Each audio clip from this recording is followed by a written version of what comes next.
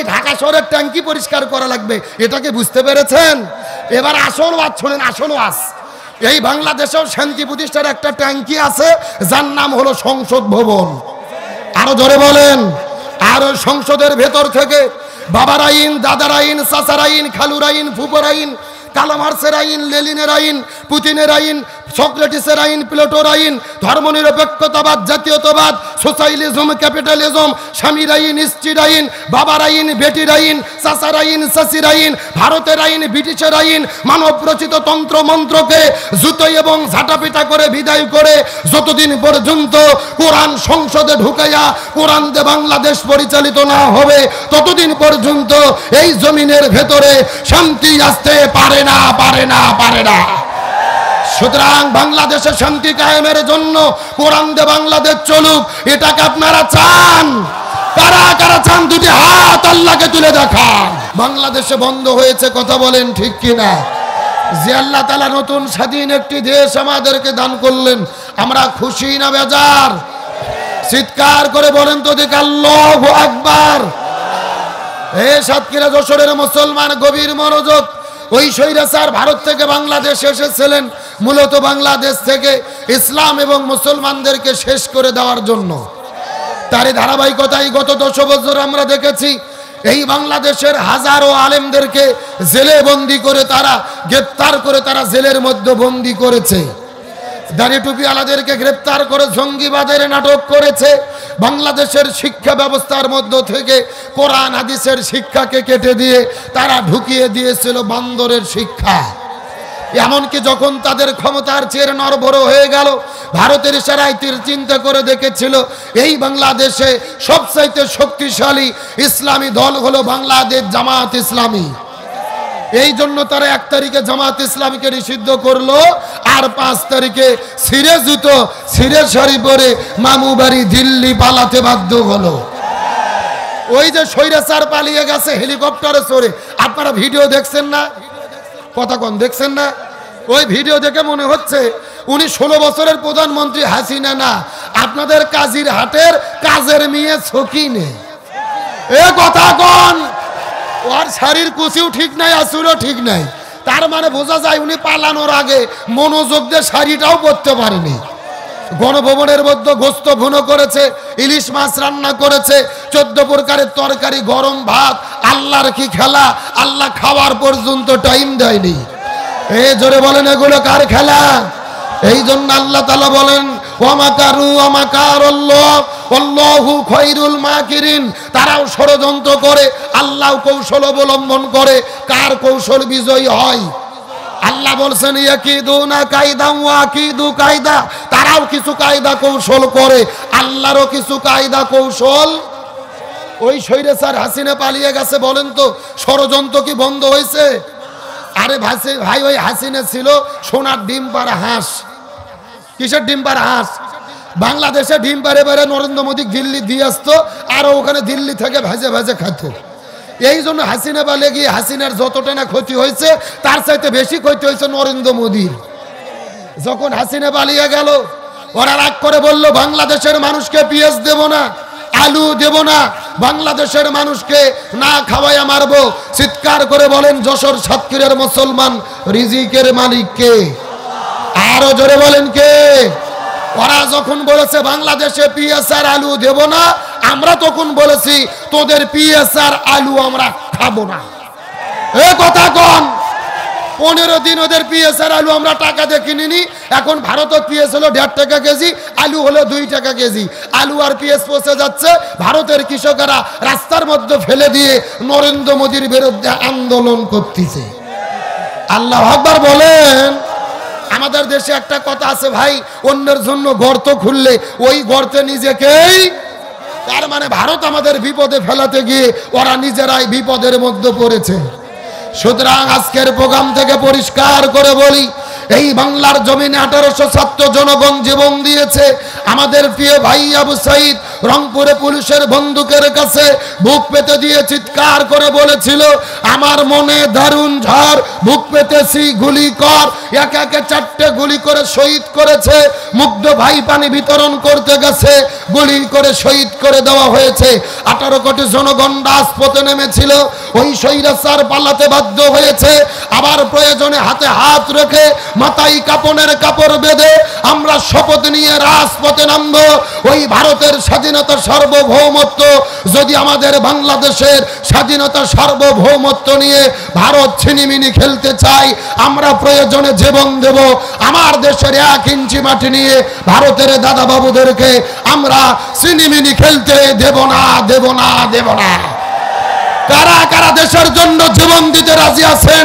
দুটি হাত আল্লাহকে তুলে দেখান।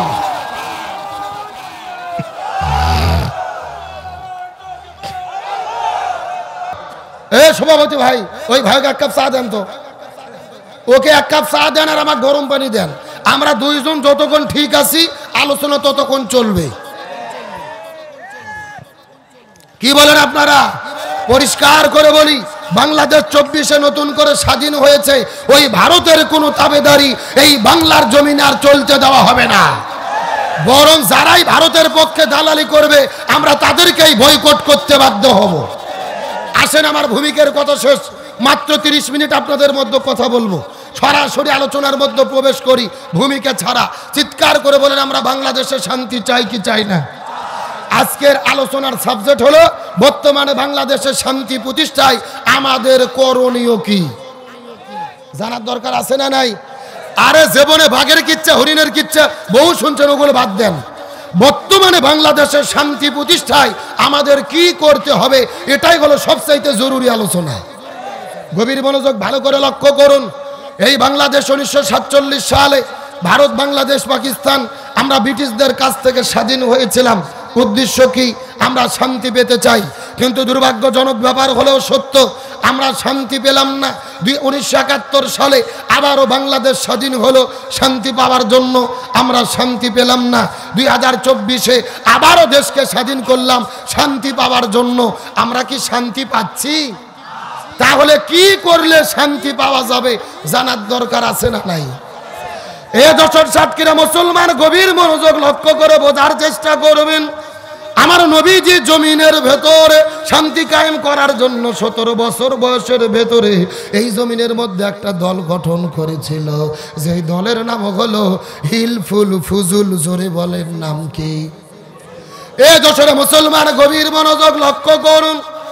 আমাদের নবীজি 17 বছর বয়সের ভেতরে এই জমিনের ভেতরে শান্তি কায়েম করার জন্য 17 বছরের মধ্যে একটা দল গঠন করলেন, হিলফুল ফুজুল নামক দল গঠন করার পরে 17 বছর থেকে শুরু করে 40 বছর পর্যন্ত নবীজি 23 বছর ধরে চেষ্টা করলো এই জমিনে শান্তি কায়েম করার জন্য। কিন্তু দুর্ভাগ্যজনক ব্যাপার হলো, নবীজি 23 বছর চেষ্টা করেছে কিন্তু জমিনের ভেতরে শান্তি কায়েম করতে পারলো। এ দর্শক সাতক্ষীরা মুসলমান, গভীর মনোযোগ। আমাদের নবীজি 23 বছর ধরে চেষ্টা করেছে কিন্তু জমিনের ভেতরে শান্তি কায়েম করতে পারলো না। কিন্তু নবীজির বয়স যখন 40 বছর হয়ে গেল, আল্লাহ নবীজির উপরে যখন কোরআন নাজিল করলো, নবীজি কোরআনের দাওয়াত দেওয়া শুরু করে দিল। এই জমিনের মধ্যে যখন কোরআনটা কায়েম হয়ে গেল, তখন জমিনের মধ্যে শান্তি কায়েম হয়ে গেল। 40 বছর থেকে শুরু করে 63 বছর পর্যন্ত নবীজি 23 বছর চেষ্টা করেছে, এই জমিনের মধ্যে শান্তি কায়েম হয়ে গেছে। নবীজির জীবনটা 2 ভাগে ভাগ করার চেষ্টা করেন। নবুয়ত পাওয়ার আগের হলো 23 বছর, আর পরের হলো 23 বছর। আগের 23 বছর নবী চেষ্টা করলেন কিন্তু জমিনের মধ্যে শান্তি কায়েম করতে পারল না। কিন্তু পরের 23 বছরে নবীজি কেন শান্তি কায়েম করতে পারলো? এর পেছনে কারণ হলো, আগের 23 বছরের ভেতরে নবীজির কাছে দল ছিল কিন্তু নবীজির দলের ভেতরে আল্লাহর কোরআনের সংবিধান ছিল না। আমার কথা কি বোঝা যায়? এ ভালো করে বোঝেন। আপনার আমার মতো 2 টাকার ছুটকে ফাটকে হুজুর না, এলাকার তেলতেলা গোয়েন্দার নেতা নয়। স্বয়ং বিশ্ব নবী 23 বছর চেষ্টা করেছে, এই জমিনে শান্তি কায়েম করতে পারেনি। তার কারণ নবীজির সেই সময় দল ছিল, আল্লাহর কোরআনের সংবিধান ছিল না। তার মানে বর্তমানে বাংলাদেশে যেই দলগুলো শান্তি কায়েম করতে চাচ্ছে ওই দলের দ্বারা শান্তি কায়েম সম্ভব নয়, যেই দল আল্লাহর কোরআনের সংবিধান দিয়ে পরিচালিত হয় না। কথা কি ক্লিয়ার না ভেজাল আছে? কে ভাই, যেই দল নিজেরাই কোরআন দিয়ে চলে না, ওদের নিজেদের মধ্যে তো গ্রুপিং করে মারামারি করে কুপকাত, কথা কয় না বাঙালি। তাহলে ওরা শান্তি আনবে কেমনি? গভীর মনোযোগ ভালো করে বোঝেন। নামাজ, রোজা, হজ, যাকাত যেমন ফরজ, তেমনি রূপে মুসলমান হিসেবে দিন কায়েমের আন্দোলন করা প্রত্যেকটা মুসলমানের জন্য বাধ্যতামূলক ফরজ। আল্লাহর কোরআন বলেছেন ওয়াতাসিমু বিহাবলিল্লাহি জামিআন ওয়া লা তাফাররাকু, তোমরা যদি মুসলমান হও এই জমিনে দিন কায়েমের রশিকে ঐক্যবদ্ধভাবে আঁকড়ে ধরো। আল্লাহর কোরআন বলেছেন ওয়ালতাকুম মিনকুম উম্মাতুন ইয়াদউনা ইলাল খায়র ইয়ামুরুনা বিল মারুফ ওয়া ইয়ানহাউনা আনিল মুনকার, মুসলমান যদি হও তোমাদের মধ্যে একটা দল থাকবে যারা ভালো কাজের আদেশ করবে, অন্যায় কাজে বাধা দেবে। আল্লাহর কোরআন বলেছেন আল্লাযীনা ইম্মাক্কান্নাহুম ফিল আরদি আকামুস সালাহ ওয়া আতাউয যাকাত ওয়া আমারু বিল মারুফ ওয়া নাহাউ আনিল মুনকার। কোন মুসলমান দল যদি ক্ষমতায় যায় চারটি কর্মসূচি বাস্তবায়ন করবে। 1 নম্বর নামাজ বাধ্যতামূলক করবে, 2 নম্বর যাকাত ভিত্তিক অর্থনীতি কায়েম করবে, 3 নম্বর ভালো কাজ চালু করবে, 4 নম্বর মন্দ কাজ বন্ধ করবে। ক্ষমতায় যাওয়ার পরে এই 4 কর্মসূচি বাস্তবায়নের জন্য যারা ঘোষণা দেবে মুসলমান হিসেবে তাদের পক্ষেই আমাদের থাকতে হবে। বক্তব্যকে আব্দুল সালাম যুক্তিবাদী না আল্লাহর? সূরা হজ আয়াত নম্বর 41, জোরে বলেন কয় 40? তাহলে চিৎকার করে বলেন, রাজনীতি যদি করাই লাগে কিসের রাজনীতি করব? আরো জোরে বলেন কোরআনের। জোরে বলেন কিসের? দল যদি করাই লাগে কিসের দল করব? কিন্তু অনেক নেতাই বক্তব্য দেয় ধর্মের সাথে রাজনীতির কোনো সম্পর্ক নাই। আবার অনেক নেতা বলে কোরআনের সাথে রাজনীতির কোনো সম্পর্ক নাই। আমি পরিষ্কার করে বলি, যারা বলে কোরআনের সাথে রাজনীতির সম্পর্ক নাই, আমি মনে করি তাদের সাথে কোরআনের সম্পর্ক নাই। তাদের সাথে যদি কোরআনের সম্পর্ক থাকতো এমন বক্তব্য কোনো মুসলমান দিতে পারতো? তার কারণ আল্লাহ বলছেন লিকুল্লি তিবিয়ানান, এটা এমন একটা কিতাব যেই কিতাবের ভেতরে রান্নাঘর থেকে শুরু করে সংসদ পর্যন্ত যা লাগবে আমি সব দিয়েছি। চিৎকার করে বলেন আল্লাহু আকবার। তাহলে জোরে বলেন শান্তির জন্য কি লাগবে? আরো জোরে বলেন। এই জন্য আল্লাহ সুবহানাহু ওয়া তাআলা বলেন ওয়ামান আরাদা আন যিকরি ফাইন্না লাহু মাঈশাতান দাঙ্কা ওয়া নাহশুরুহু ইয়াউমাল কিয়ামাতি আমা। আর জোরে বলেন আল্লাহু আকবার। সূরা তোহা 16 নম্বর পরের 19 নম্বর পৃষ্ঠার 13 নম্বর লাইন 124 নম্বর আয়াত কারিমা। তাফসীর ইবনে কাসিরের মধ্যে থেকে বলতেছি, আল্লাহ বলে এ পৃথিবীর মুসলমানেরা ব্যক্তি, পরিবার, সমাজ, রাষ্ট্র, রান্নাঘর থেকে শুরু করে সংসদ ভবন পর্যন্ত কোরআন বাদ দিয়ে যদি তোমরা জীবন পরিচালনা করো আর যদি শান্তির জিকির করতে থাকো তোমাদের জীবনে কোনো শান্তি থাকবে না, বরং মাঈশাতান দঙ্কা, তোমাদের জীবনটা অশান্তিতে ভরে যাবে। আর যারা পৃথিবীতে কোরআন মেনে চলবে না আল্লাহ হাসরের ময়দানে তাদের 2 চোখকে কানা করে অন্ধ করে আল্লাহ হাসরের ময়দানে উত্তোলিত করবে। জোরে বলেন নাউজুবিল্লাহ। যারা কোরআন মেনে চলবে না তাদের জীবনে অশান্তি দেবে কে? আর তাদের 2 চোখকে কানা করে অন্ধ করে কে উঠাবে? তাহলে চিৎকার করে বলেন শান্তির জন্য কি লাগবে? এই জন্য আল্লাহর কোরআন বলছেন ফামান তাবিয়া হুদায়া ফালা খাউফুন আলাইহিম ওয়ালা হুম ইয়াহজানুন। লক্ষ্য করেন, এই যে আপনারা এখানে লিখে দিয়েছেন আব্দুল সালাম যুক্তিবাদী। আমি যুক্তিতে কিছু কথা আপনাদেরকে বুঝাই। মনে করেন বাংলাদেশের ঢাকা শহরে বিশাল বড় একটা পানির ট্যাঙ্কি আছে। যেরকম কিসের ট্যাঙ্কি? ওই ট্যাঙ্কির মধ্যে থেকে পাইপ দিয়ে দিয়ে বাংলাদেশের 64টা জেলায় পানি সাপ্লাই দেওয়া হয়। কিন্তু ঢাকাতে যে পানির ট্যাঙ্কি আছে ওই ট্যাঙ্কির ভেতরে একটা মরা বিড়াল মরিয়ে পৌঁছে গন্ধ উঠে আছে। আমার কথা বোঝা যায়? এখন একটা পাইপ আস্তে আস্তে আস্তে আস্তে আপনাদের যশোর বাগাছড়াতেও এসেছে। এখন বলেন তো দেখি, এই পাইপ দিয়ে যেই পানি বের হচ্ছে ওই পানি ভালো না গন্ধ? আর একটু জোরে বলেন। এখন গন্ধলা পানি বের হওয়ার পরে যশোর সাতক্ষীরাতে যত হুজুর আছে, ইমাম, মুয়াজ্জিন, ফকি, মুফতি, মুহাদ্দিস সব আলেমদেরকে ডেকে বলা হয়েছে, এই আলেমের গোষ্ঠী না, এই যে গন্ধলা পানি বের হচ্ছে তোমরা ফু দিয়ে দিয়ে পরিষ্কার করো। হবে? কতক্ষণ হবে? আচ্ছা, যশোর সাতক্ষীরা জেলার হুজুর তো দূরের কথা, কাবা শরীফের ইমামও যদি আসে ফু দেয়, পানি পরিষ্কার হবে? আচ্ছা বলেন তো, পানি পরিষ্কার করতে গেলে কি পরিষ্কার করা লাগবে? ওই ঢাকা শহরের ট্যাঙ্কি পরিষ্কার করা লাগবে। এটাকে বুঝতে পেরেছেন? এবার আসল ওয়াজ শোনেন, আসল ওয়াজ। এই বাংলাদেশেও শান্তি প্রতিষ্ঠার একটা ট্যাঙ্কি আছে, যার নাম হলো সংসদ ভবন। আরো জোরে বলেন। আর ওই সংসদের ভেতর থেকে বাবার আইন, দাদার আইন, চাচার আইন, খালুর আইন, ফুপর আইন, কার্ল মার্ক্সের আইন, লেনিনের আইন, পুতিনের আইন, সক্রেটিসের আইন, প্লেটোর আইন, ধর্মনিরপেক্ষতাবাদ, জাতীয়তাবাদ, সোশ্যালিজম, ক্যাপিটালিজম, স্বামীর আইন, স্ত্রীর আইন, বাবার আইন, বেটির আইন, চাচার আইন, চাচির আইন, ভারতের আইন, ব্রিটিশের আইন, মানব রচিত তন্ত্র মন্ত্রকে জুতো এবং ঝাঁটাপিটা করে বিদায় করে যতদিন পর্যন্ত কোরআন সংসদে ঢুকাইয়া কোরআন দিয়ে বাংলাদেশ পরিচালিত না হবে ততদিন পর্যন্ত এই জমিনের ভেতরে শান্তি আসতে পারে না, পারে না, পারে না। সুতরাং বাংলাদেশে শান্তি কায়েমের জন্য কোরআন দিয়ে বাংলাদেশ চলুক, এটাকে আপনারা চান? কারা কারা চান? দুটি হাত আল্লাহকে তুলে দেখান।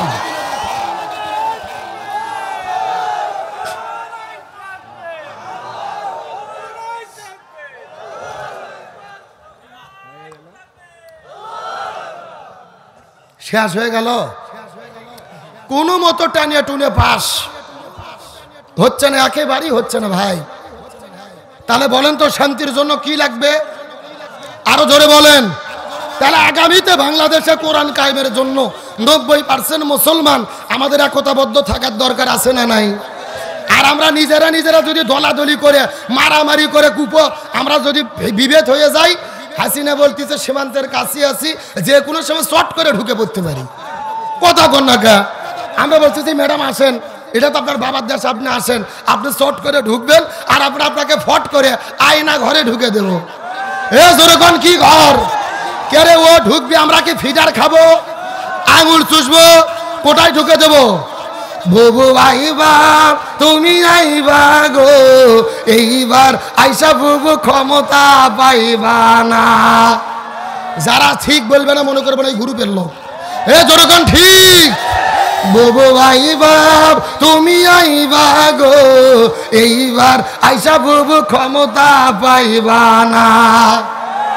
খোঁজ নেই বুবু কাদের কাকার অবস্থা খারাপ, দরবেশে বাবার হারুন আঙ্কেল এখন সামনে আসে না।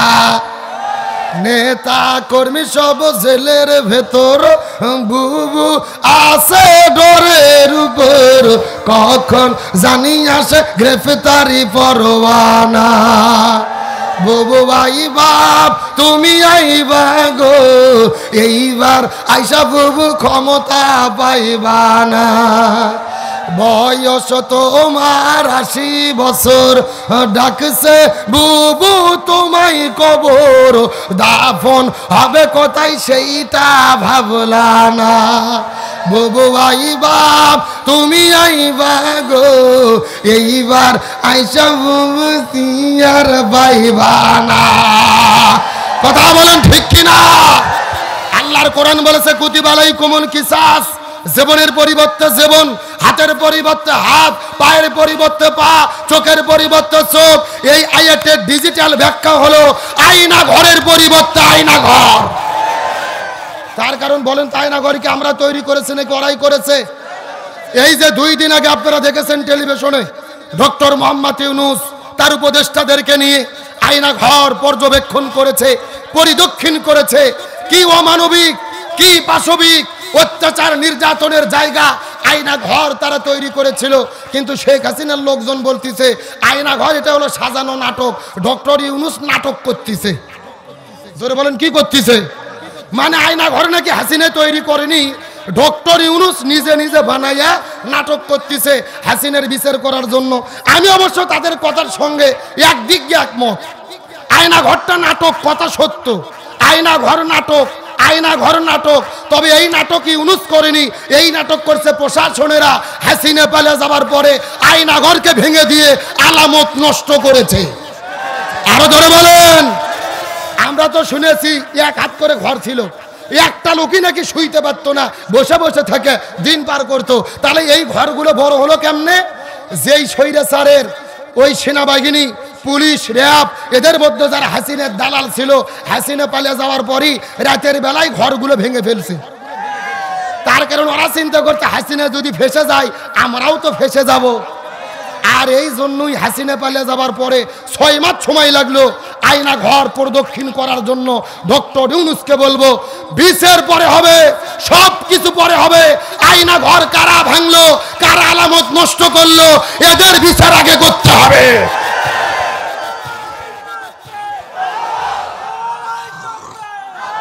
গভীর মনোযোগ লক্ষ্য করেন।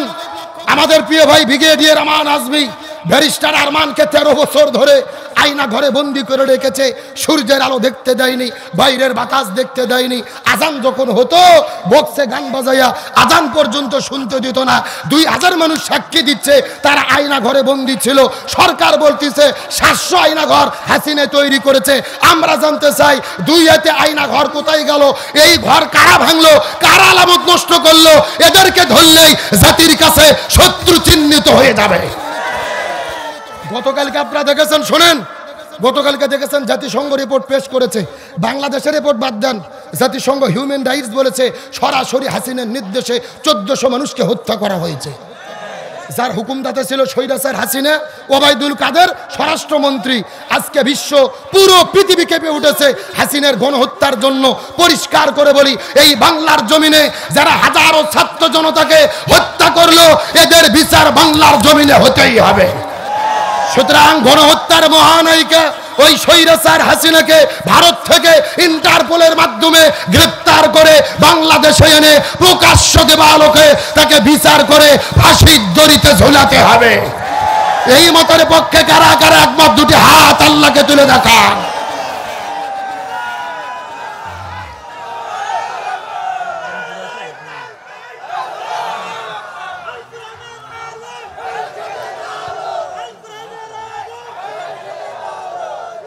হাত নামান। আপনাকে মন খারাপ করলেন, কিন্তু আগামীকালকে দেখবেন, শোনেন শোনেন শোনেন, আগামীকাল এই বাজারে গল্প হবে। বলবে গতকাল আব্দুল সালাম যুক্তিবাদী এসেছিল, এটা কি ওয়াজ হলো, এটা রাজনীতি হলো। মানে ওরা কিন্তু ওই স্বৈরাচারের দোসর, ওই দলের লোক। এখন আর নিজেদের দলের পরিচয় দেয় না, খোলস পরিবর্তন করে সুশীল সেজেছে, সুশীল। ভালো করে বোঝেন, আল্লাহ বলছেন মান কতালা নাফসান বিগয়রি নাফসিন আও ফাসাদিন ফিল আরদ ফাকা আন্নামা কতালান নাসা জামিয়া। নিরপরাধ একজন মানুষকে হত্যা করা মানে হলো তামাম পৃথিবীর সমস্ত মানুষকে হত্যা করার শামিল। এখন হত্যার বিরুদ্ধে কথা বলে কি অপরাধ? এটা কি রাজনীতি? রসুল বলেছেন হাতের মধ্যে তরোয়াল নিয়ে শুধু যুদ্ধ করা জিহাদ নয়, জালেমের জুলুমের বিরুদ্ধে কথা বলা সবচাইতে বড় জিহাদ। শোনেন, মাস পর আগে ফতুয়া শোনেন। কিছু কিছু মুফতি বের হয়েছে, জীবনে মাদ্রাসার বারান্দায় যায়নি। ওরা এখন কি ফতুয়া দেয় জানেন? বলে এখন তার মাহফিলে ওয়াজ হয় না, শুধু রাজনীতি হয়, শুধু রাজনীতি হয়। মানে আমরা একটু স্বৈরাচারের কথা বলি, ওদের কলজেত লাগে। ভালো করে বোঝেন, এরা বলে হুজুরা ওয়াজ কর না, শুধু গিবত করে। যখন কি করে? আগে ফতুয়া শোনেন। গিবত হলো 2 প্রকার। জোরে বলেন কয় প্রকার? একটা গিবত হলো হারাম, আর একটা গিবত হলো জায়েজ। একটা গিবত হারাম, আর একটা গিবত কি? আল্লাহ নিজেই কোরআনে গিবত করেছে। আল্লাহ বলছেন তাব্বাত ইয়াদা আবি লাহাবি ওয়া তাব। আবু লাহাবের হাতও ধ্বংস, পাও ধ্বংস, পুরো 14 গোষ্ঠী ধ্বংস। কার কথা? আল্লাহকে আবু লাহাবের গিবত করেনি? আচ্ছা, কোরআনে আল্লাহকে আবু জেলের কথা বলেনি, নমরুদের কথা বলেনি? তাহলে আল্লাহ যদি ফিরাউন নমরুদের কথা কোরআনে বলে থাকে, বাংলাদেশে যাদের চরিত্র ফিরাউন, নমরুদ, আবু জেল, হামান, কারুন এদের সাথে মিলে যাবে। এদের বিরুদ্ধে গিবত করা শুধু জায়েজ না রে পাগল, এদের বিরুদ্ধে গিবত করা ফরজ। ফতোয়া মুখস্থ করেন, স্বৈরাচারের বিরুদ্ধে গিবত করা কি? তার কারণ তাদের চরিত্রের সঙ্গে আবু জেলের চরিত্র মিল আছে না নাই? রাগ করেন না ভাই, মনে বহু কষ্ট ভাই, কথাগুলো বললাম, রাগ করেন না। আলোচনা কি চলবে? শেষ পর্যন্ত থাকবেন? দেখি কারা কারা থাকবেন না, হাত তোলেন। এইবার বোঝা গেল আপনারা হুজুগে বাঙালি। সত্য সত্য কারা কারা চলবে, হাত তোলেন তো দেখি। সবাই হাত উঠান দেখি। লিল্লাহি তাকবীর। হয় নাই সাউন্ড হয় না, হাত উঠান। মুরবি মুরবি মুরবি হাত উঠান, দেখায় ছেলাই সভাপতি হাত উঠান। যে সবাই একটু গলা কাকার দান তো দেখে। লিল্লাহে তাকবীর। আল কোরআনের আলো, আল হাদিসের আলো, দুনিয়ার মুসলিম ইসলামের শত্রুরা কোরআন আছে যেখানে, লিল্লাহে তাকবীর। আপনারা সবাই কিন্তু হাত তুলে ওয়াদা করলেন শেষ পর্যন্ত থাকবেন। এখন না থাকে যদি উঠে চলে যান, ওয়াদা ভঙ্গ করা কিসের লক্ষণ? আর একটু জোরে বলেন। আপনারা কি মুনাফিক হতে চান? মুনাফিক হতে চান কি চান না, এটা মুনাজাতের আগে বোঝা যাবে। জোরে বলেন কিসের আগে? মুনাজাতের আগ পর্যন্ত লক্ষ্য করে দেখেন কারা কারা উঠে উঠে চলে যায়। যারা যারা উঠে যাবে মনে করবেন ওই গ্রুপের লোক। আল্লাহ শেষ পর্যন্ত থাকার তৌফিক দিক, বলেন আমিন। আমি জানতে চাচ্ছি যে দাঁড়িয়ে আছে ওরা কারা? ওরা কারা? কোথা থেকে এলো? যে যেখানে আছেন বসেন, মাত্র কয়েক মিনিট কথা বলবো, আছেন আলোচনা শুরু করি। চিৎকার করে বলেন আল্লাহ আমাদেরকে সৃষ্টি করেছেন, আল্লাহর একটা উদ্দেশ্য আছে না নাই? উদ্দেশ্য কি? আল্লাহ বলতেছেন ওমা খলাকতুল জিন্না ওয়াল ইনসা ইল্লা লিয়াবুদুন, আমি মানুষ এবং জিনকে সৃষ্টি করেছি আমার ইবাদত করার জন্য। সুবহানাল্লাহ বলেন। আজকের আলোচনার মেইন টপিক হলো আল্লাহর কাছে সবচাইতে প্রিয় ইবাদত কোনটি, আল্লাহর কাছে সবচাইতে প্রিয় আমল কোনটি। তার কারণ আপনাদের যশোর সাতক্ষীরা জেলার মানুষের ধারণা নামাজ পড়ার নাম ইবাদত, হজ করার নাম ইবাদত, জিকির করার নাম ইবাদত, নামাজ রোজা হজ যাকাত অবশ্যই ইবাদত। তবে আল্লাহর কাছে সবচাইতে প্রিয় ইবাদত হলো এই জমিনের ভেতরে কোরআন বিজয়ের আন্দোলন করা, ইকামতে দ্বীনের কাজ করা, ইসলাম প্রতিষ্ঠার আন্দোলন করা। এখন আপনাদের মনের মধ্যে প্রশ্ন জাগতে পারে, হুজুর সারা জীবন আমরা ওয়াজ শুনলাম, নামাজ রোজা হজ যাকাত এগুলো হলো আসল ইবাদত, আর আপনি বলতেছেন কোরআন প্রতিষ্ঠার আন্দোলন এটা হলো আসল ইবাদত, কারণ কি? ভালো করে বোঝেন, আমার যুক্তিগুলো শোনেন। আচ্ছা বলেন তো, বাংলাদেশে তাবলিগ নামে একটা দল আছে না নাই? কথা কয় না। মসজিদে মসজিদে যাই, মানুষদেরকে নিজের খেয়ে নামাজের জন্য ডাকে, ভাই নামাজ পড়েন, বহুত ফায়দা, বহুত নেকি। আচ্ছা বলেন তো, তাবলিগের কি কোনো বিপদ বাংলাদেশে আছে? নাই। আচ্ছা বলেন তো, বাংলাদেশে জিকির পার্টি আছে না নাই? কথা কয় না বাঙালি রে। আরে ভাই, বাংলাদেশে যত জিকির চলে, এত জিকির পৃথিবীর কোনো দেশত চলে না। যেই রকম পীর ওই রকম তরিকা, ওই রকম মুরিদ, ওই রকম জিকির আছে না নাই? আমি কি দুই একটা বলবো? আল্লাহর ওলি খাজা বাবা, বিশ্বের ওলি খাজা বাবা, ফরিদপুরের কেবলা জাগান তোমার জন্য কান্দে বাবা, লক্ষ জাকের আউয়ান। এ কথা কোন? দুই কান্দর দুই ফেরেশতা আছে না নাই? দুই ফেরেশতা কলম বার করে শুধু দাঁত দেখা কামড়াচ্ছে। আল্লাহ বলছে কে ফেরেশতা, তোমরা কলম দাঁত দেখা কামড়াও কেন? ফেরেশতারা বলতেছে আল্লাহ আমরা তো বুঝবার পারিনি, লিখবো কি? কেরে কোরআন হাদিসের মধ্যে হোকাহুকি কোথাকুতি কোনো জেকের আছে? গত 3 দিন আগে দেখলাম একটা মাহফিলে ভাই বক্তা ওয়াজ করতেছে, একটা ছোটা লাভ দিয়ে ভেতর থেকে উঠে মঞ্চ তুটে এক লাভ দিয়ে চেয়ার হচ্ছে বক্তার ঘাড়ত চড়ছে। এ যুবকেরা কথা কও না কা? সোশ্যাল মিডিয়াতে দেখেছো না? একেবারে বক্তার ঘাড়ত চড়ে উপরে বাস ধরে এক ডিগবাজি দিয়ে বাদুরের মতো ঝুলতিছে আর জিকির করতেছে। চিৎকার করে বলেন এগুলো জিকির না ফাজলামি? আরে ভাই, জিকির হলো ফরজ ইবাদত। আল্লাহর কোরআন বলছেন ফাজকুরুনি আযকুরুকুম, তোমরা আমার জিকির করো আমিও তোমাদের জিকির করব। তাহলে জিকির যদি ফরজ হয় রাসূলের তরিকা মতো করার দরকার আছে না নাই? রাসূল বলেছেন জিকিরের সই শব্দ হলো 4টি। জোরে বলেন কয়টি? সুবহানাল্লাহ, আলহামদুলিল্লাহ, লা ইলাহা ইল্লাল্লাহ, আল্লাহু আকবার। এই 4টা শব্দ ছাড়া সহি কোনো জিকির। আর ওরা বাদুরের মতো ঝুলতিছে আর জিকির করতেছে। আমার তো মনে বলে এদের ঝোলাঝুলি দেখে হিন্দু বৌদ্ধ খ্রিস্টানরা পর্যন্ত আমাদেরকে নিয়ে হাসি ঠাট্টা তামাশা করে। এদের এই ঝোলাঝুলি দেখে দেখলাম কিছু বাউল শিল্পী আবার গান বের করেছে, বলবো নাকি? এত লাফাস কেন রে তোরা, এত লাফাস কেন, এত লাফাস কেন রে তোরা, এত লাফাস কেন, লাফায়া খোদারে পাইলে আগে পাইতো ব্যাং। বলতিছে লাভ মারে যদি আল্লাহর কাছে যাওয়া যেত, তে ব্যাঙের মানুষের আগে ব্যাং আল্লাহর কাছে যেত। শোনেন, জিকির সম্পর্কে কথা বলা আমার উদ্দেশ্য নয়, টাইম কম। তবে আমি আপনাদেরকে বলতে চাই এই ভণ্ডদের সঙ্গে আমাদের কোনো সম্পর্ক তাহলে বলেন তো এই জিকিরের নামে যারা বাংলাদেশে লাপালাপি করতেছে এদেরকে কোনো বিপদ বাংলাদেশে আছে? সবাই একটু জোরে উত্তর দেন। বাংলাদেশে নামাজ পড়লে কি বিপদ হয়? হজ করলে বিপদ হয়? যাকাত দিলে বিপদ হয়? রোজা রাখলে বিপদ হয়? একটা মাত্র ইবাদত করলে বাংলাদেশে বিপদ হয়। আপনারা কি বলতে পারবেন ওই ইবাদতের নাম কি? গভীর মনোযোগ, ভালো করে বোঝার চেষ্টা করেন। এই দেশে নামাজ পড়লে বিপদ হয় না, হজ করলে বিপদ হয় না, যাকাত দিলে বিপদ হয় না, জিকির করলে বিপদ হয় না। এই বাংলাদেশে তারাই বিপদে পড়েছে যারা জমিনের ভেতরে কোরআন বিজয়ের আন্দোলন করেছে। আর এই জন্যই আল্লাহর কাছে সবচাইতে প্রিয় কোরআন বিজয়ের আন্দোলন করা। আমি আপনাদেরকে একটা তথ্য দেই, ভালো করে মাথা ঢুকান। আমাদের নবীজি রমজান মাসে 16 দিন রোজা রেখেছে। জোরে বলেন কয়দিন? 17 রমজান সকালবেলা নবীজি রোজা ভেঙে ফেললেন, খেজুর খাইলেন, পানি খাইলেন। সাহাবীদেরকে বলতেছেন তোমরাও রোজা ভেঙে ফেলো। সাহাবীরা বলতেছে ইয়া রাসূলুল্লাহ, এটা আপনি কেমন কথা বললেন? আপনি না 3 দিন আগে ওয়াজ করলেন একটা রোজার এত দাম, ইচ্ছা করে যদি কেউ একটা রোজা ছেড়ে দেয় লাগাতার 60টা রোজা রাখতে হবে, আবার যদি একটা রোজা ছেড়ে দেয় আবার লাগাতার 60টা রোজা রাখতে হবে।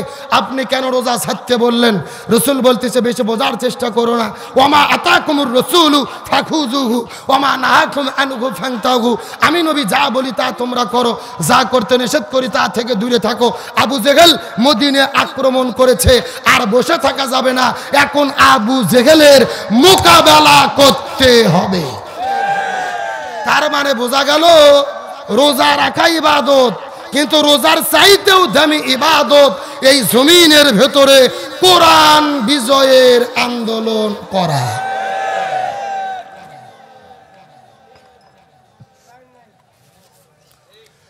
আমার প্রিয় বন্ধুগণ, মুসলমান ভাইরা গভীর মনোযোগ। কোনো দিকে নজর নাই, কোনো দিকে তাকাতাকি নাই। ছোট্ট করে একটা দৃষ্টান্ত দেওয়ার পরে বিদায় নিয়ে চলে যাওয়ার চেষ্টা করব। গভীর মনোযোগ।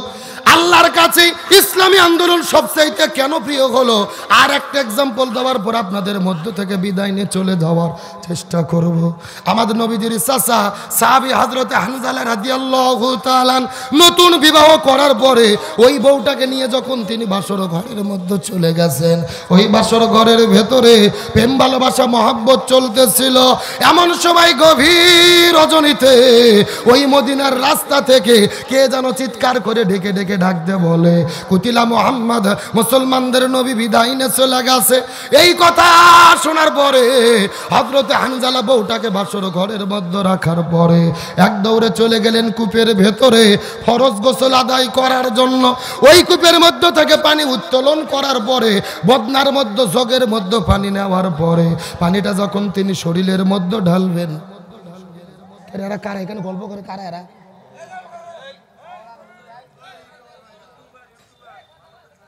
এ যশোর মুসলমান গভীর মনোযোগ লক্ষ্য করুন। আমাদের নবীদের চাচা হানজালা হাতের ভেতরে পানি নেওয়ার পরে শরীরের মধ্যে যখন পানি ঢেলে দেবে, এমন সময় লক্ষ্য করে দেখে আবার কে যেন চিৎকার করে ডাকতে বলে কুতিলা মুহাম্মদ, কুতিলা মুহাম্মদ, মুসলমানদের নবী বিদায় নিয়ে চলে গেছে। এই কথা শোনার পরে হানজালা পানিটা কূপের মধ্যে ফেলে দেওয়ার পরে এক দৌড়ে চলে গেলেন ভাসর ঘরের ভেতরে। হাতের মধ্যে তরোয়াল নেওয়ার পরে ভাসর ঘর থেকে বের হয়ে যখন দৌড়ানো শুরু করবেন, পেছন দিক থেকে তার বিবি হাতটা টেনে ধরে বলে ওগো প্রাণের স্বামী, আপনি যুদ্ধ করতে যাবেন আমার কোনো আপত্তি নাই, কিন্তু আপনার তো ফরজ গোসল বাকি। আপনি গোসল বাকি রেখে কেমন করে যুদ্ধের ময়দানে চলে যাবেন? আপনি আগে গোসল করেন, তারপরে যুদ্ধের ময়দানে চলে যান। সাহাবী হানজালা ডাকতে বলে ওগো প্রাণের বিবি রে, আমি যদি গোসল করা শুরু করি আর মুসলমানদের নবী যদি উহুদের প্রান্তরে শাহাদাত বরণ করে, হাসরের ময়দানে আল্লাহ যদি আমাকে জিজ্ঞেস করে বলে ওরে হানজালা, মুসলমানদের নবী শহীদ হয়ে গেল, তুমি কেমন করে গোসল করতে করতে ভাসর ঘরের মধ্যে সময় পার করলা, আমি তখন আল্লাহর কাছে কেমন করে জবাব দেব?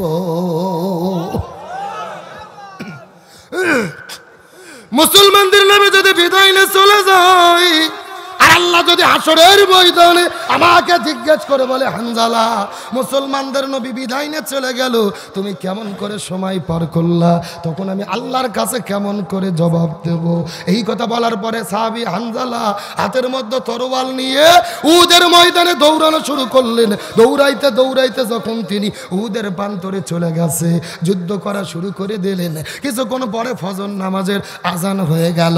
ফজর নামাজ তিনি পড়তে পারলেন না, যেহেতু তার ফরজ গোসল বাকি ছিল। একদিকে ফরজ গোসল বাকি, আর একদিকে ফজর কাজা হলো, জোহর কাজা হলো, আসরটাও কাজা হয়ে গেল। এক নয়, দুই নয়, 3 ওয়াক্ত নামাজ কাজা করেছে। চিৎকার করে বলেন, কয় ওয়াক্ত? একদিকে তার ফরজ গোসল বাকি হয়ে গেল, আরেকদিকে 3 ওয়াক্ত নামাজ কাজা করেছে। যুদ্ধ করতে করতে আসর নামাজের পরে লক্ষ্য করে দেখা গেল কয়েকজন কাফেরকে জমিন থেকে বিদায় করে দেওয়ার পরে পেছন দিক থেকে হানজালার কাঁধের ভেতরে তরোয়াল নিয়ে একটা আঘাত করে দিল।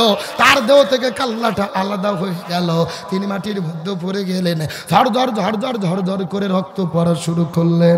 রক্ত পড়তে পড়তে কিছুক্ষণ পরে লক্ষ্য করে দেখা গেল সাহাবী হানজালা বাসর ঘরের ভেতরে বউ রেখে জিহাদের ময়দানে আসার পরে শাহাদাত বরণ করে আল্লাহর ডাকে শহীদ হয়ে পৃথিবী থেকে বিদায় নিয়ে চলে গেলে। মুসলমান গভীর মনোযোগ। ওদের ময়দানে শুধু হানজালা নয়, নবীজির ৭০ জন সাহাবী শহীদ হয়ে গেছে। আজকেও যারা মক্কা মদিনায় হজ উমরা করার জন্য যান, এই যে আমার প্রিয় ভাই সভাপতি হুমায়ুন কবির ভাই বসে আছে, প্রতি বছরে কয়েকবার করে তিনি মদিনায় চলে যান, হজ উমরা করার জন্য কাফেলা নিয়ে তিনি চলে যান। ওই মদিনায় যাওয়ার পরে কিন্তু লক্ষ্য করে দেখবেন উহুদ পাহাড়ের পাদদেশে একই জায়গার ভেতরে ৭০ জন সাহাবীর কবর আছে। আমার নবী বড় দয়া করে, মায়া করে, মহব্বত করে করে, কান্না করে করে করে করে করে করে একই জায়গার ভেতরে ৭০ জন সাহাবীর কবর আমার নবী নিজে হাতে দিয়ে রেখেছে। ওই মদিনা যাওয়ার পরে লক্ষ্য করে দেখলাম, আমি আমার জীবনের সর্বপ্রথম হুমায়ুন কবির ভাইয়ের সঙ্গে উমরাতে গিয়েছিলাম, আমার বাবা মাকে সঙ্গে করে নি। মদিনায় যাওয়ার পরে লক্ষ্য করে দেখলাম ওই মদিনার মধ্যে হাজার হাজার পাহাড় দেখা যায়। কোনো পাহাড় কিন্তু অতটা লাল না, মদিনার উহুদ পাহাড় যতটা লাল দেখা যায়। মদিনার মানুষদেরকে জিজ্ঞেস করে বললাম, এ মদিনার মানুষেরা, উহুদ পাহাড় এত পরিমাণ লাল কেন দেখা যায় তোমরা বলো তো? মদিনার কিছু মানুষেরা বলে, হুজুর আমরা কিতাবের মধ্যে পড়েছি, কেউ কেউ বলে পূর্বপুরুষদের কাছে শুনেছি, নবীজি যুদ্ধ করার জন্য উহুদের প্রান্তরে যখন গিয়েছিল, যুদ্ধ করতে করতে করতে পিছন দিক থেকে কাফেরের বাচ্চারা আসার পরে নবীজির মাথার উপরে হেলমেটের মধ্যে আঘাত করেছে। নবীজির হেলমেটটা ভেঙে 2 ভাগ হয়ে গেছে। একটা হেলমেটের টুকরো নবীজির দাঁতের মধ্যে ঢুকেছে, পুরো মুখ কেটে গেল, দন্দার মোবারকটা শহীদ হয়ে গেল। নবীর মুখ থেকে ঝরঝর করে রক্ত পড়া শুরু করেছে। একটা ফোঁটা রক্ত যখন মদিনার জমিনের মধ্যে পড়েছে, পুরো মদিনার ভেতরে থরথর থরথর থরথর থরথর করে কাঁপা শুরু করেছে। আর একটা ফোঁটা রক্ত যখন উহুদ পাহাড়ের নিচে পড়েছে, পুরো উহুদ পাহাড়টা কাঁপতে কাঁপতে কাঁপতে কাঁপতে ওই সাদা আর কালো থেকে লালচে বর্ণ আকার ধারণ করেছে। লিল্লাহ তাকবীর। আমি নবী না চিনিলাম, কি ভুল করিলাম, আমি নবী না চিনিলাম, কি ভুল করিলাম, ভাসুমে ঢালিলাম ঘি, মানুষ হইয়া জন্ম লইয়া মানুষের করিলাম কি, আমি মানুষ হইয়া জন্ম লইয়া মানুষের করিলাম কি। আমার নবীজির বুকে রক্ত পড়ার কারণে পুরো মদিনা লালে লাল হয়ে গেলেন। আমার নবীজি ওদের পাহাড়ের পাদদেশে হাউমাউ করে করে করে করে কান্না করা শুরু করেছে। নবীজি লক্ষ্য করে দেখতে পারলেন ওই মদিনার মধ্য থেকে একটা সুন্দরী মেয়ে বের হওয়ার পরে কান্না করে করে করে করে ওদের প্রান্তরে চলে আসে। তার হাতের মধ্যে মেহেদি, পায়ের মধ্যে মেহেদি। নবীজির বুঝতে বাকি রইল না, এই মেয়েটি বাসর ঘরের মধ্য থেকে ওদের প্রান্তরে দৌড়ে দৌড়ে চলে এসেছে। আমার নবী আস্তে করে যাওয়ার পরে মেয়েটিকে জিজ্ঞেস করে বলে, মা, বাসর ঘরের মধ্য থেকে ওদের প্রান্তরে তুমি কেন দৌড়ে এসেছো? মেয়েটি কান্না করতে করতে ডাকতে বলে, ইয়া রাসূলুল্লাহ, আপনি কি আমাকে চিনতে পেরেছেন? আমি তো সেই মেয়ে গতকালকে বিকালবেলা আপনার চাচা হানজালার সঙ্গে আপনি যেই মেয়েটিকে বিবাহ করে দিয়েছিলেন। ও গো নবীজি, আপনার কি মনে পড়ে গতকালকে বিকালবেলা আপনার চাচা হানজালার সঙ্গে আপনি যেই মেয়েটিকে বিবাহ করে দিয়েছিলেন? আমি তো সেই মেয়ে।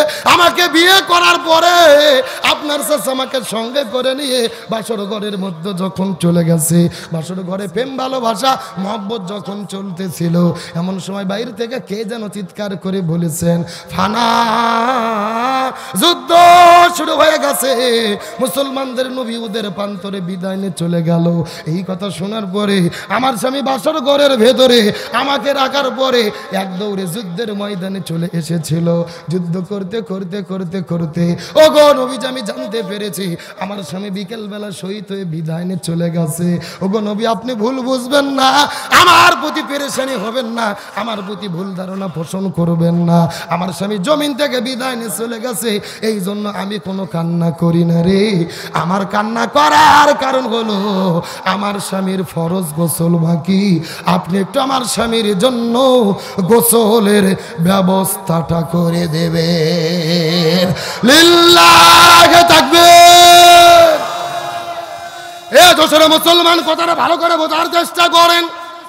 আমার স্বামী জমিন থেকে বিদায় নিয়ে চলে গেছে, শাহাদাত বরণ করেছে, এই জন্য আমার মনের মধ্যে কোনো টেনশন নাই। আমার টেনশনের কারণ হলো আমার স্বামীর ফরজ গোসল বাকি, আপনি একটু গোসলের ব্যবস্থাটা করে দেবেন। তার কারণ ইসলামী শরীয়তের বিধান হলো কোন ইমানদার মুসলমান যদি যুদ্ধের ময়দানে যাওয়ার পরে জিহাদ করতে করতে শহীদ হয়ে বিদায় নিয়ে চলে যায়, এদেরকে নতুন করে গোসল করানো হয় না, নতুন করে কাফনের কাপড় পরানো হয় না। আল্লাহ বলছেন, ইয়া রাসূলুল্লাহ, যেই মানুষগুলো যুদ্ধের ময়দানে যাওয়ার পরে দিন প্রতিষ্ঠার আন্দোলন করতে গিয়ে এই জমিন থেকে জীবন দিয়ে শাহাদাত বরণ করে বিদায় নিয়ে চলে যাবে, এদেরকে গোসল করানোর দরকার নাই, এদেরকে নতুন করে কাফনের কাপড় পরানোর দরকার নেই, রক্ত মাখা জামা নিয়ে এদেরকে কবরের মধ্যে দাফন করে দেবেন। তার কারণ মানুষগুলো হাসরের ময়দানে রক্ত মাখা জামা নিয়ে আল্লাহর কাছে শহীদদের কাতারে দাঁড়ায়া যাবে। লিল্লাহি তাকবীর। এই জন্য মেয়েটি ডাকতে বলে, ইয়া রাসূলুল্লাহ, আমার স্বামী জমি থেকে বিদায় নিয়ে চলে গেছে, আপনি আমার স্বামীর জন্য ফরজ গোসলের ব্যবস্থাটা করে দিবেন। তার মানে বোঝা গেল ইমানদার ব্যক্তি যারা হয় আস্তে আস্তে জীবন দেয়, কিন্তু জালেমের জুলুমের কাছে মাথা নত করে। এই বাংলার জমিন আমাদের নাকিব, আমাদের আবার মৌলানা মতিউর রহমান নিজামী, আব্দুল কাদের মোল্লা, সালাউদ্দিন কাদের শাখা চৌধুরী, আলী হাসান মোহাম্মদ মুজাহিদ, মীর কাসেম আলী মিঠু ভাই সহ শহীদ কামারুজ্জামান ভাই সহ আস্তে আস্তে গলার মধ্যে ফাঁসির দড়ি দিয়েছে, জমিন থেকে বিদায় নিয়ে চলে গেছে। তারপর জালেমের কাছে মাথা নত করে। কোরআনের পাখি শহীদ আল্লামা দিলওয়ার হোসেন সাঈদী অর্ধশত বছর ধরে কোরআনের মাহফিলে যিনি আলোচনা করলেন, যার আলোচনা শোনার পরে হাজার হাজার মানুষেরা কালেমা পড়ে মুসলমান হলো। যেই মানুষটা কাবা ঘরের মধ্যে ঢুকে নামাজের অনুমতি পাইলো, যেই মানুষটাকে বুকের মধ্যে জোরে ধরে কাবা শরীফের ইমামে চুমু খাইলো, ওই কোরআনের পাখি আল্লামা সাঈদীকে 1 নয় 2 নয় 13 বছর ধরে জেলের মধ্যে বন্দি রাখার পরে, ওই জেল থেকে বের করার পরে হসপিটালে ভর্তি করে ইনজেকশনের সিরিজের ভেতরে বিষ ঢুকায়া আল্লামা সাঈদীর শরীরে তারা বিষ প্রয়োগ করে পরিকল্পিতভাবে তারা তাকে হত্যা করেছে। আরো জোরে বলেন, কোরআনের পাখি শহীদ আল্লামা দিলওয়ার হোসেন সাঈদী কি তার অপরাধ ছিলেন? তিনি অর্ধশত বছর কোরআনের দাওয়াত দিয়েছেন, 13 বছর ধরে জেলে বন্দি রেখে জেল থেকে বের করে হসপিটালে ভর্তি করে যেই ডাক্তারকে চিকিৎসা করার দায়িত্ব দিয়েছিলেন, ওই ডাক্তারের নাম হলেন ডাক্তার মোস্তফা জামান। এই ডাক্তার কোন ডাক্তার? যেই ডাক্তার 2013 সালে শাহবাগের গণজাগরণ মঞ্চে দাঁড়িয়ে স্লোগান দিয়েছিল, সতে সাঈদী তুই রাজাকার, তুই রাজাকার, রাজাকারের ফাঁসি চাই। যেই লোকটা আল্লামা সাঈদীর ফাঁসি চাইলো, ওই লোকটাকে দিল চিকিৎসা করার দায়িত্ব, আমাদের বগুড়ার ভাষায় বলে শিয়ালের কাছে ছাগল বাগি। ওই হসপিটালের 2টা নার্স বলেছেন, আল্লামা সাইদিকে যখন এই ডাক্তার মোস্তফা জামান শরীরে ইঞ্জেকশন পুশ করেছে, তার কিছুক্ষণ পরে আল্লামা সাইদি মৃত্যুর কোলে ঢলে পড়েছে। তার মানে বোঝা গেল আল্লামা সাইদির মৃত্যু কোনো স্বাভাবিক মৃত্যু ছিল না, এটা পরিকল্পিত হত্যাকাণ্ড। সুতরাং বর্তমান সরকারকে বলতে চাই, ওই কোরআনের পাখি শহীদ আল্লামা দেলওয়ার হোসেন সাইদিকে পরিকল্পিতভাবে যারা মৃত্যুর দিকে ঠেলে দিয়েছে, এদের প্রত্যেককেই গ্রেফতার করে ফাঁসির দড়িতে ঝোলাতে হবে। কিন্তু আমি আপনাদেরকে বলতে চাই, আলেমদের বিরুদ্ধে যারা লেগেছিল তারা কি আছে না পালাইছে? এ কথা কোন না কে? হাসিনা বলেছিল শেখের বেটি পালায় না। ভালো করে বোঝেন।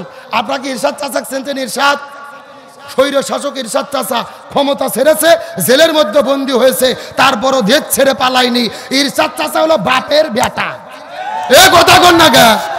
আর বেগম খালেদা জিয়া তিনবারে প্রধানমন্ত্রী, আপসহীন দেশ নেত্রী, বিএনপির চেয়ারপারসন, আমাদের বগুড়ার পুত্রবধূ খালেদা জিয়া ক্ষমতা ছেড়েছে, জেলে বন্দী হয়েছে, তারপরও দেশ ছেড়ে পালিয়ে যায়নি। খালেদা জিয়া হলো বাপের বেটি। এ কথা কোন? আর জামাতের নেতৃবৃন্দ ফাঁসির দড়িতে ঝুলেছে, তাও দেশ ছাড়েনি। তারা প্রমাণ করেছে এরা ইসলামী আন্দোলনের একনিষ্ঠ কর্মী। তাহলে জামাতও পালাইলো না, বিএনপিও পালাইলো না, হেফাজতও পালাইলো না, ইরশাদও পালাইলো না। আপনি বললেন শেখের বেটি পালায় না, আপনি পালালেন কেন? আল্লামা সাইদি বলেছিল হাসিনা যা বলে তা করে না, আর যা করে তা বলে না। আগের দিনে বলছে শেখের বেটি পালায় না, পরের দিনে উনি পালিয়ে গেল। কোথায় আওয়ামী লীগ, কোথায় কাদের কাকা, কোথায় গেল ওই জালেমের গরম গরম কথা? একটু জোরে বলেন, জোরে বলেন।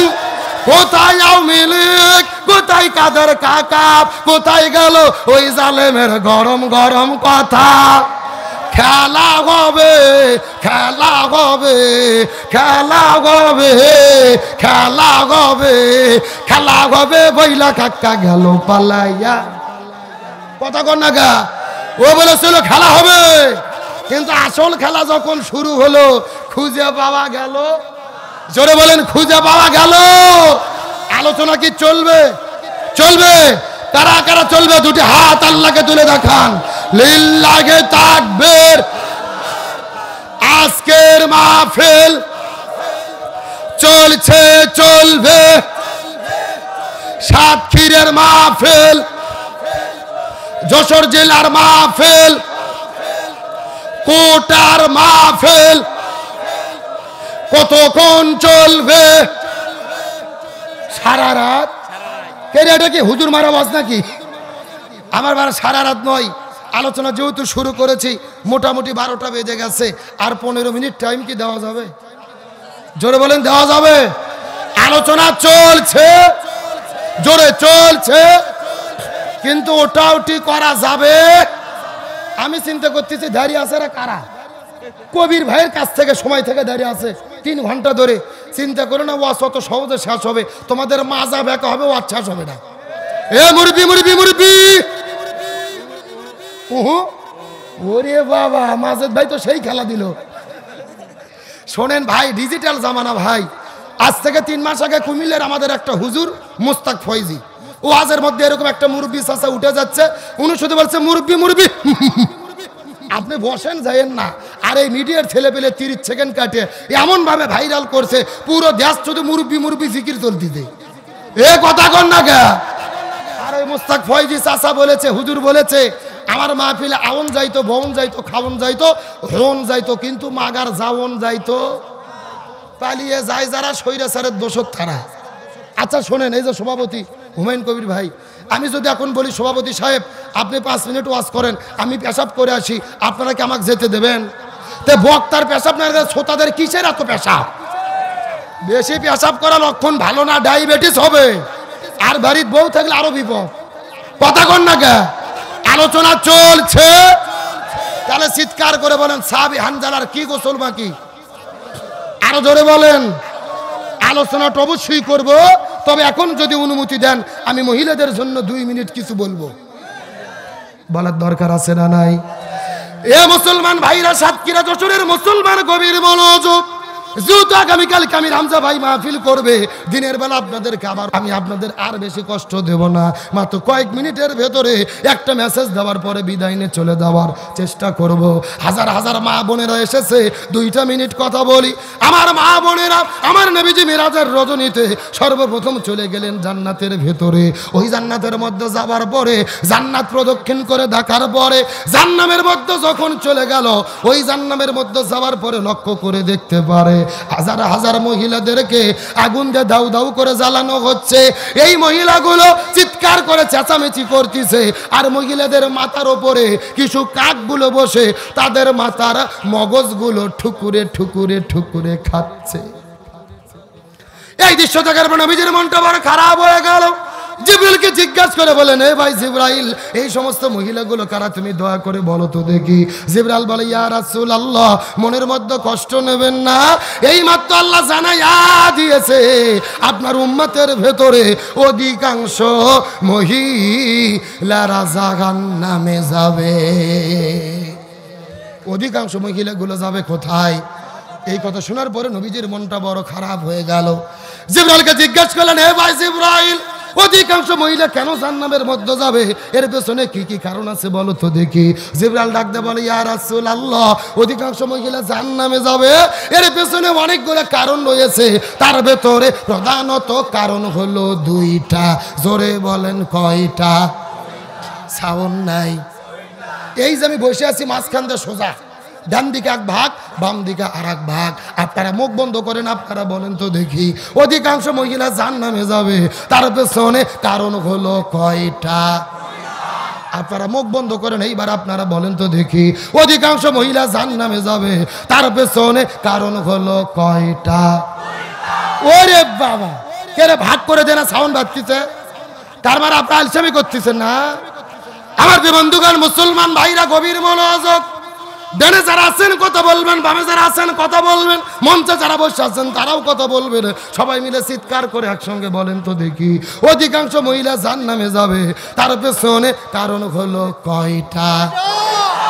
আরো জোরে, জোর হলো না।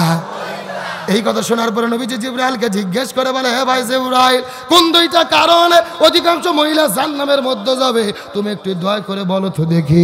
এমন সময় জিবরাইল বলে, ইয়া রাসূলুল্লাহ, এই 2টা কারণের ভেতরে প্রথম নম্বর কারণ হলো, যেই মহিলাগুলো পর্দার বিধান মেনে চলে না, মাথার চুলগুলো বের করে, আজরা পাজরা বের করে, বেপর্দা অবস্থায় রাস্তাঘাটে ঘোরাফেরা করে, এই সমস্ত মহিলাগুলো জান্নামের মধ্যে যাবে। তার মানে বোঝা গেল, বেপর্দা নারী যারা জাহান্নামে যাবে, তারা এ শূন্যস্থান পূরণ, বোঝেন না? জোরে, বেপর্দা নারী যারা।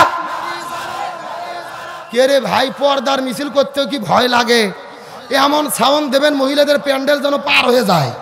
বেপর্দা নারী যারা।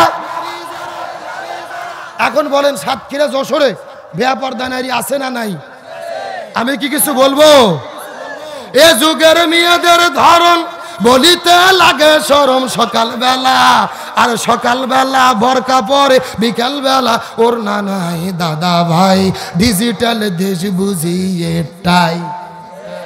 কথা কন না গা, সকালে এমন ভাবে বোরকা পরেছেন আর কোনো বুদ্ধি, আর বিকেলে বোরকা তো দূরের কথা, শরীরে ওড়না পর্যন্ত দেয়। আর ওড়না যদি দিয়ে, আমার দিকে তাকান তাকান, এরকম ওড়না হাতের মধ্যে নিয়ে শুধু পেঁয়াজ যায়, একেবারে পেঁচে পেঁচে দড়ির মতো চেকুন করে এই গলার মধ্যে দিয়ে পেছন দিক দিয়ে ফেলে দেয়। আছে না নাই? আচ্ছা বলেন তো, পেছনে ঢাকার কি কিছু আছে? এগুলো পর্দা না বাটপারি? আরে নারীগুলো ঘরের শোভা, স্বামীর সেবা করে, এখন উল্টো দেখি নারীরা সব স্বামীকে ধরে মারে। ঠিক, কারা কারা ভয়ের হাতে মার খাচ্ছেন, হাত উঠান তো দেখি। এই যে 2জন রে, এ শোনেন, হাসেন না, হাসেন না, হাসার জন্য বলিনি, শুধুমাত্র এই 2জন না, অধিকাংশ স্বামী দিনে কিংবা রাতে বইয়ের কাছে মার খাইয়ে বসে আছে, কিন্তু লজ্জাতে বলে না। কিন্তু আমাদের দেশে যেরকম স্বামীকে মারা বউ আছে, একই রকম যেরকম বউ স্বামীকে মারা বউ আছে, একই রকম বউকে মারা স্বামী আছে না নাই? এমনও স্বামী আছে ভোগ গরুর মতো পিঠে। জোর বলেন কিসের মতো? হাতের মধ্যে একটা লাঠি নিয়ে ভোগ মারা শুরু করছে, বলছে তুই আব্বা না বলা পর্যন্ত তোর মার বন্ধ হবে না। বউ মার সহ্য করতে না পারে, বলছে আব্বা, পরের দিন ওই শয়তান হুজুরকে ফোন দিয়ে বলতেছে, হুজুর বউ তো আব্বা বলছে ফতুয়া কি? আমি বললাম ফতুয়া পরে আগে তোর বাটাম ফাটাতে হবে। এ কথা কর না কে? তার কারণ বলেন তো, বউ কি মারা যাবে? কে বলে মারা যাবে না? বউকে কখন কখন মারা যাবে আমি কি বলবো? আমার দিকে তাকান। বউ যদি শরীয়ত বিরোধী কাজ করে, ইসলাম বিরোধী কাজ করে, জেনা ব্যভিচার করে, স্বামীর আনুগত্যের বাইরে কাজ করে, তখন বউকে মারা যাবে। এখন মারবেন কই কই? আমার দিকে তাকান। মাথা বাত, মুখ বাত, পেট বাত, পিঠ বাত, কোমর বাত, মাজা বাত, হাঁটুর থেকে শুরু করে নিচ পর্যন্ত। কথা কি বুঝেছেন? আর যেই ভেদ দিয়ে মারবেন এই ভেতের পরিমাপ হবে 1 বিকের অর্ধেক, মানে হলো 1 মুষ্টি। এই ওয়াজ আমি গত বছর গাইবান্ধা জেলাতে করেছি। একটা যুবক লাফ দিয়ে উঠে বলতেছে, হুজুর 1 মুষ্টি ধরবো কি আর মারবো কি? তখন আর একজন বলতেছে, হুজুর ধরার পরে যদি কোনো মতো মাথা বার হয়ে থাকে ওই মাথা দিয়ে ঘুতো দেবো হুজুর। এইরকম ভাটপার আছে না নাই? ও তা ভোগ মারবে। এখন বলেন তো, ভোগ মারলে কি বউ ঠিক হবে? না। রসুল বলেছেন মহিলাদের সৃষ্টি করা হয়েছে বাম পাজরের বাঁকা হাড় দেয়। জোরে বলেন কি হাড়? এখন বাঁ কারক যদি হাঁটুর দামের সোজা করতে চান, সোজা হবে? ভেঙে মুচকে যাবে। এই জন্য বউদেরকে মেরে নয়, বউদেরকে ভালোবাসা দিয়ে সোনা ময়না কলজে টিয়ে পাখি বলে আপন করতে হবে। চিৎকার করে বলেন সুবহানাল্লাহ। এইবার মেয়ে মানুষ যা খুশি হয়েছে ভাই, যেই রকম হুজুরি তো দরকার। তাহলে চিৎকার করে বলেন, মহিলাদের নিরাপত্তা দিতে পারে যেই বিধান, তার নাম কি? পর্দা। জোরে বলেন তার নাম কি? পর্দা ছাড়া মহিলাদের নিরাপত্তা হতে পারে? ভালো করে শোনেন, যারা যারা বিয়ে করেন এখানে যুবক ছেলেবেলা আছে না নাই? এই যুবকদের কোনো দোষ নাই। আমি কিন্তু যুবকদের পক্ষে। আপনার মেয়ে যদি পর্দা করতো, আপনার মেয়ের পেছনে পেছনে এরা ঘোরা তো দূরের কথা, মিস কল দেওয়ারও চান্স পেত না। এখন আপনার মেয়ে পর্দা করে না, আমার মেয়ে পর্দা করে না, বেয়া পর্দা করে না, এইকে সেজে ছাড়িয়ে দিছি, ওদের মাথা নষ্ট হয়ে গেছে। এ কথা কর না কে? এই আজকে চলে গেল 14ই ফেব্রুয়ারি। কি ফেব্রুয়ারি? 14ই ফেব্রুয়ারি ভালোবাসা দিবস নয়, 14ই ফেব্রুয়ারি বিশ্ব বেহায়া দিবস, অনেক নষ্টা মহিলাদের গর্ভবতী হওয়ার দিবস। এই বেহায়া দিবসে এমন ভাবে জেনা ব্যভিচার করে 3 মাস পরে মেডিকেলের ডেনের ভেতরে নিষ্পাপ সন্তানের ছাওন শোনা যায়। তাহলে মহিলাদের নিরাপত্তার জন্য কি লাগবে? একটা কথা বলে সামনে যাব, তাকান। আপনার মেয়ের বয়স হলো 18 বছর, সুন্দরী মেয়ে, বোরকা পরেছে, হাত মুজো, পাও মুজো, পাও মুজো, মুখ ঢাকা, পুরো শরীর ঢাকা। যদি কোটার বাজার দিয়ে হেঁটে যায়, এই যুবকেরা দেখার পরে বলবে, আসসালামু আলাইকুম খালাম্মা, কেমন আছেন? কত টাকা? তার কারণ ভেতরে খালা ফুগু না আপা বোঝা যাচ্ছে না, কোনো টেনশন।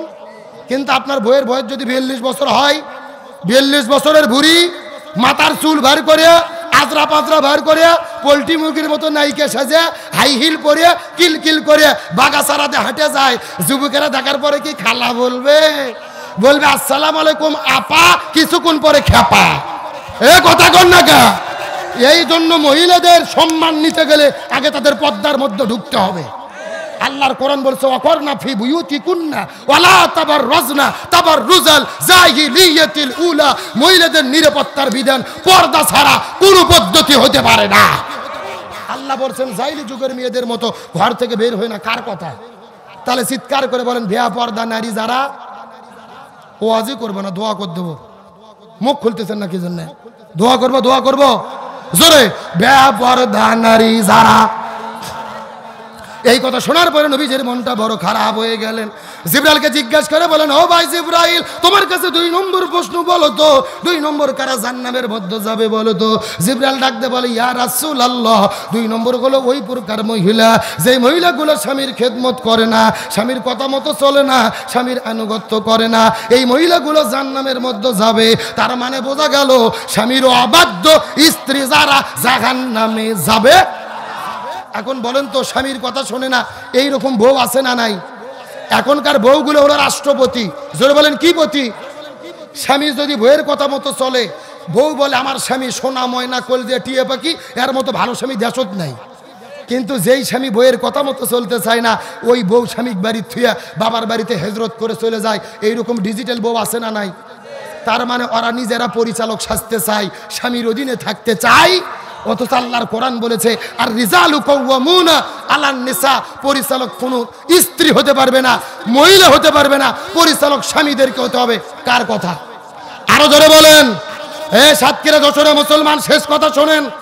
একটা কথা ভালো করে মাথার মধ্যে ঢুকান, এই যে 3 মাস আগে আমেরিকাতে নির্বাচন হলো, আমেরিকার ভোটের মধ্যে রাষ্ট্রপতি হয়েছে আদা পাগলা ডোনাল্ড ট্রাম্প। কি পাগলা? আমেরিকার লোক বলেছিল ডোনাল্ড ট্রাম্পকে তোমরা ভোট দিও না, আদা পাগলা, কখন কি করে ঠিক নেই। তোমরা কাকে ভোট দেবা? বিশ্ব সুন্দরী কমলা হ্যারিসকে ভোট দাও। কিন্তু আমেরিকার লোক আদা পাগলা ডোনাল্ড ট্রাম্পকে ভোট দিয়ে রাষ্ট্রপতি বানাচ্ছে, বিশ্ব সুন্দরী কমলাকে ভোট দেয়নি। তারাও প্রমাণ করেছে আদা পাগলা ডোনাল্ড ট্রাম্প ভালো, তাও কমলার জ্বালা ভালো না।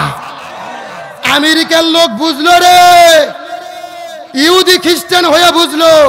আর আমরা বাংলাদেশের 90% মুসলমান আমরা বুঝলাম না, ঘুরিয়ে ফিরে নারীর হাতে ক্ষমতা তুলে দিলাম। ভালো করে বোঝেন, রসুল বলেছেন কোন পরিবারের প্রধান যদি নারী হয়, ওই পরিবার পৃথিবীতে যার নাম, কোন দেশের রাষ্ট্রপতি প্রধানমন্ত্রী যদি নারী হয়, ওই দেশে শান্তি আসতে পারে না। সুতরাং পরিষ্কার করে বলি, আল্লাহর কোরআন বলেছে নারীরা কখনো পরিচালক হতে পারবে না, পুরুষদেরকে পরিচালক হতে হবে। এতদিন যা করেছি ভুল করেছি, আগামী নির্বাচনে আর কোন নারীকে প্রধানমন্ত্রী দেখতে চাই না। আগামীতে পুরুষ প্রধানমন্ত্রী কারা কারা দেখতে চান, দুটি হাত আল্লাহকে তুলে দেখান।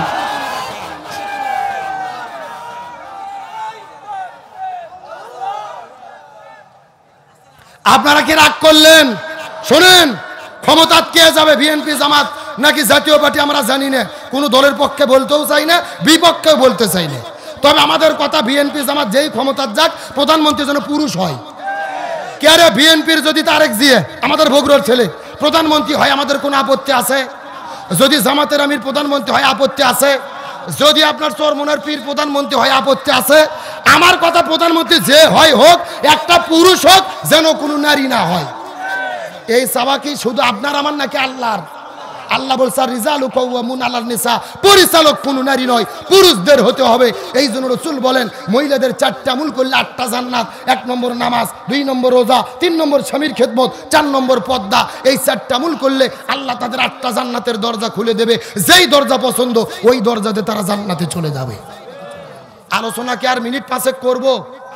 সাহাবী হানজালার কি গোসল বাকি? আলোচনা কি চলবে? কারা কারা চলবে না হাত তোলেন। হ্যাঁ, এই যে 4 জনের ঘুম ধরছে বোঝা গেল। সত্য সত্য কারা কারা চলবে হাত তোলেন তো দেখি। লিল্লাহে তাকবীর। নাই আগের মতো সাউন্ড নাই, হাত নামান। আচ্ছা, আপনাদের এই মাঠে কি ফুটবল খেলা হয়? বিয়ে খেলা হয় না? এক পাশে যারা বিয়ে করছে তারা, আর এক পাশে যারা বিয়ে করেনি তারা, এরকম খেলা হয় না? এখন একটা তাকবীর দেব। প্রথমে তাকবীর দেবে যারা বিয়ে করেনি তারা, তারপরে তাকবীর দেবে যারা বিয়ে করেছে তারা। দেখি কাদের সাউন্ড বেশি দেখার দরকার আছে না নাই। প্রথমে হাত উঠো অবিবাহিত কারা কারা দেখি। যারা যারা বিয়ে করেন অবিবাহিত, হ্যাঁ এই ছেলেবেলে হাত তোলো সবাই দেখি। যারা যারা বিয়ে করনি, হ্যাঁ লিল্লাহে তাকবীর, মাশাআল্লাহ, হাত নামাও। এখন যারা যারা বিয়ে করছেন, বাবা যারা মুরব্বীরা, জাহাঙ্গীর স্যার হাত তোলেন। যারা যারা বিয়ে করেছেন হাত তোলেন, যারা যারা বিয়ে করেছেন। জি, লিল্লাহে তাকবীর। কি হুমায়ুন কবির ভাই, কাদের সাউন্ড বেশি? আপনারা বিয়ে করছেন এই জন্য বলতেছেন নাকি? আসলে বিয়েলাদের সাউন্ড বেশি হওয়ার কারণ হলো বিয়েলাদের সংখ্যা বেশি। জি, ইনি একটা ভালো দাবি করেছেন। এখন বিয়ে সবাই মিলে 60-এ যদি একটা তাকবীর দেই, সাউন্ড কম হবে না বেশি হবে? সবাই মিলে সর্বশেষ আর একটা তাকবীর দেব। আশেপাশে কোনো সার পোকা, তেলা পোকা, ওই পোকা, ইসলাম বিদ্বেষী শক্তি যদি থাকে, ওদের অন্তর যেন কাঁপুনি সৃষ্টি হয়। রাজি আছেন? সবাই টান টান হাত তোলেন তো দেখি সবাই। জি, উঠেন উঠেন উঠেন, হাতগুলো একটু নাড়াচাড়া করেন তো, ঘুম ছাড়ুক। আলহামদুলিল্লাহ, হাতগুলো একটু মুষ্টি করেন, মুষ্টি। লিল্লাহে তাকবীর। আল কোরআনের আলো, আল হাদিসের আলো, দুনিয়ার মুসলিম ইসলামের শত্রুরা। লিল্লাহে তাকবীর। আমার মনটা ভরে গেছে ভাই। রাত বাজতেছে 12টা 13 মিনিট, আর আপনাদের চোখের দিকে চেয়ে মনে হচ্ছে সন্ধ্যা 7টা বাজে। এ কথা কন না কে? রাত 12টা কখন পার হয়ে গেছে আমরা বুঝতেই পারিনি। আর 2টা মিনিট কি কথা বলবো? সাহাবী হানজালার কি গোসল বাকি? আরো জোরে বলেন।